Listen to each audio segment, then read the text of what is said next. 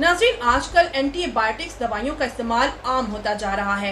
हर शख्स बीमारी से बचाव के लिए एंटीबायोटिक्स का इस्तेमाल करता है, लेकिन एंटीबायोटिक्स से मुतालिक चंद अहम बातें और हिदायत का जानना हर शख्स के लिए ज़रूरी है। एंटीबायोटिक्स वो दवाएं हैं जो बैक्टीरियल इन्फेक्शन जैसे कि काली खांसी, एक्नी, एसटीडी और मज़ीद बीमारियों के इलाज के लिए इस्तेमाल होती हैं। वो या तो बैक्टीरिया को मार डालते हैं या उन्हें बढ़ने से रोकते हैं। हर एक के जिस्म में बैक्टीरिया और वायरस होते हैं।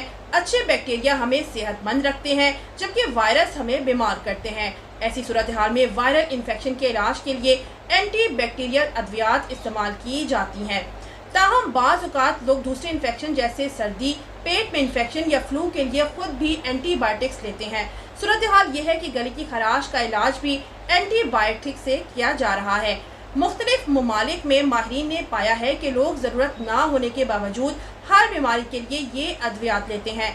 ये वाकई तशवीशनाक है, क्योंकि जो मरीज़ नॉर्मल एंटीबायोटिक्स ले रहा है, इसमें AMR बढ़ रहा है, एंटी माइक्रोवेव रेजिस्टेंस कहा जाता है जिसे।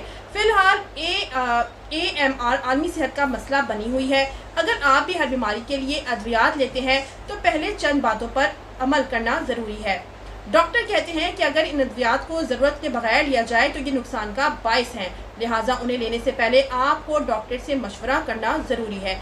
मुसलसल ये अद्वियात लेने से कै, इसहाल, चक्कर आना, जिल्द पर खारिश और बीमारी भी हो सकती है। अगर हम इसके संगीन मुज़र असरात को देखें तो ये सबसे ज़्यादा गुर्दे मुतासिर करता है।